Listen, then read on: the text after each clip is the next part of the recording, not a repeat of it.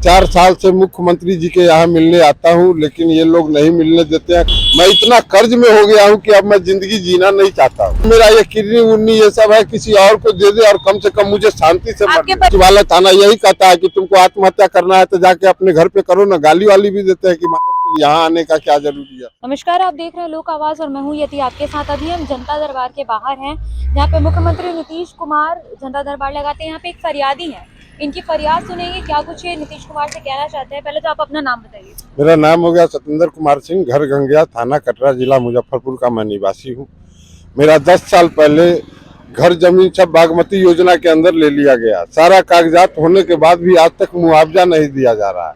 4 साल से मुख्यमंत्री जी के यहाँ मिलने आता हूँ, लेकिन ये लोग नहीं मिलने देते हैं। कहते हैं जो भी परेशानी है आप सचिवालय में दीजिए। उनके सचिवालय में 4 साल में 30 आवेदन अभी तक डाला हूँ।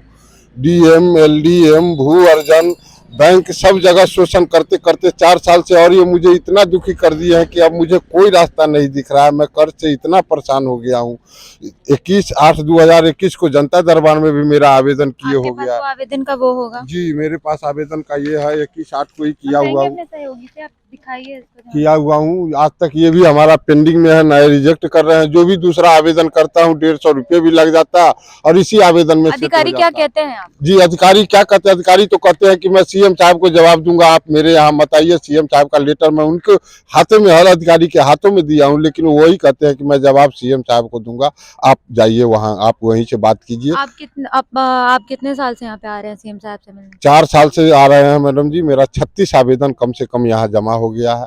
9/9/2022 को थक हार के मैंने अंत में, इतना मैं कर्ज में मजबूर हूँ कि मैं उनके सचिवालय में आत्महत्या का प्रयास किया।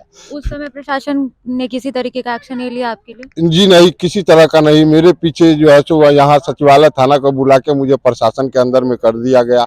पटेल भवन से सीआईडी आया और कटरा थाना से हमारी सारी रिपोर्ट करा लिए गए।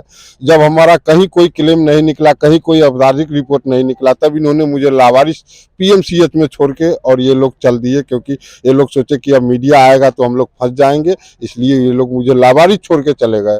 वो तो भगवान का शुक्र था कि मैं बच गया। और बचने के बाद फिर मैं 3 दिन बाद इनके ऑफिस आया तो अनिल पांडे जी ने मुझे भरोसा दिलाया कि 11/7/11 को आपका पहला सोमवार को मुख्यमंत्री जी में जनता दरबार में आपका आवेदन स्वीकृत किया गया है, आपको बुलाया जाएगा, जाइए। और तब से मैं आ रहा हूँ, लेकिन आज तक मेरा आपको अंदर से अधिकारी ने ये बोल दिया कि आपका आवेदन एक्सेप्ट कर लिया गया, उसके बावजूद भी अंदर से कोई कार्रवाई अंदर से कोई कार्रवाई नहीं आए, तो फिर उसके बाद आपने उनसे पूछा नहीं कि आपने इस तरीके से क्यों बोला, जबकि ऐसा कुछ है ही नहीं? अब जब तक जनता दरबार होता है, उन पदाधिकारी के पास मुझे जाने ही नहीं दिया जाता है। ये पुलिस वाले लोग यहीं पे रोक लेते हैं और देख लेते हैं, कहते हैं जाइए ऑनलाइन से निकलवाई। अब ऑनलाइन से फिर चेक करता हूँ, हर बार 30 रुपया लग जाता है, वही पेंडिंग का पेंडिंग। अभी तक आपने यहाँ पे आने के लिए कितना आपने खर्चा कर दिया है? मैडम जी 4 साल में अभी तक नहीं कुछ, तो मैंने कर्ज में तो वैसे ही पहले भी परेशान था। यहाँ से डीएम से जितना है शोषण करवाए हैं, कम से कम 2 लाख रुपया मेरा खर्च हो गया है। मैं इतना कर्ज में हो गया हूँ कि अब मैं जिंदगी जीना नहीं चाहता हूँ। मैं यही सोचता हूँ कि मेरा नीतीश जी जैसे एक बार मेरी बात सुन ले, और मेरा ये किडनी उन्नी ये सब है किसी और को दे दे, और कम से कम मुझे शांति से। आपके परिवार में कौन कौन? जी, आपके परिवार में, हमारे परिवार में एक बूढ़ी माँ है, एक भाई है, तो सब अलग अलग है, लेकिन माँ है एक बूढ़ी, वो मेरे साथ है अभी बेचारी, वही मवेशी को देख रही होगी कैसे चल रही होगी। कर्जदार लोग घर पे आके जो है सो गाली गलौज करते हैं, सब कुछ करते हैं। आप रहते कहाँ पे हैं? आप यहीं पे रहते हैं या फिर आप अपने घर पे ही रहते हैं? मैडम जी मैं घर पे ही रहता था, लेकिन 22 दिसंबर से मैं आया हूँ। जब तक मेरा कोई समस्या का समाधान नहीं होगा, मैं घर वापसी नहीं जा सकता हूँ, क्योंकि कर्जदार से वहाँ लड़ाई हो जाएगा, मारपीट हो जाएगा। मैं सोच रहा हूँ यही नीतीश जी एक बार मिल के हमारी बातों को सुन के। हम चाहेंगे आप एक बार अपने आवेदन जो भी आपने किया है, आप एक बार हमें दर्शकों को जरूर दिखाएं। मैडम जी ये सारा आवेदन देख लीजिए। देख सकते हैं आप किस तरीके से इनके पास हर एक चीज का आवेदन दिया हुआ है। ये इन्होंने कार्यपालक अभियंता का कार्यालय में भी इन्होंने आवेदन किया है, जो कि 24/4/2020 को कर रखा है इन्होंने। अब देख सकते हैं इनके पास हर एक चीज का पेपर है, बट इसके बावजूद सरकार द्वारा कोई भी एक्शन नहीं लिया जा रहा है। मैडम जी मैं डीएम, एसपी, इनका विशेष सचिव था विकास वैभव, उनका भी लेटर लेके उनके यहाँ जमा कर दिया हुआ हूँ, सब कुछ कर दिया। उनको भी लिख के दे दिया हूँ कि सर अगर हमारे साथ कोई उचित न्याय अब नहीं होगा तो मैं आत्महत्या कर लूंगा, कि मैं अब इतना आपने जब आत्महत्या करने की कोशिश की तो वहां पर प्रशासन द्वारा कोई एक्शन नहीं लिया गया? कोई एक्शन नहीं लिया गया सर। मुझे सिर्फ यहाँ से गर्दनी बाग ले जाके वहाँ से ट्रांसफर करा के मुझे पीएमसीएच में लावारिस छोड़ के और ये लोग चल दिए। उसके बाद से आज तक तो कोई पता भी मेरा नहीं ले रहा है। और मुख्य सचिवालय थाना यही कहता है कि तुमको आत्महत्या करना है तो जाके अपने घर पे करो ना। गाली वाली भी देते हैं कि यहाँ आने का क्या जरूरी है।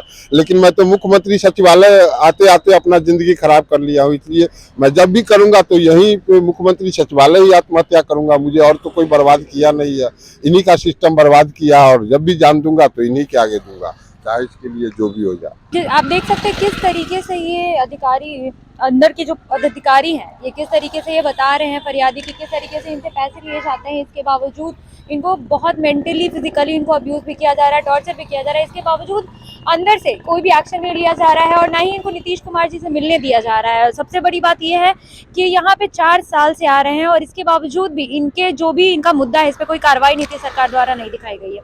फिलहाल इस खबर में इतना ही। आगे की तमाम खबरों के लिए देखते रहे लोक आवाज। धन्यवाद।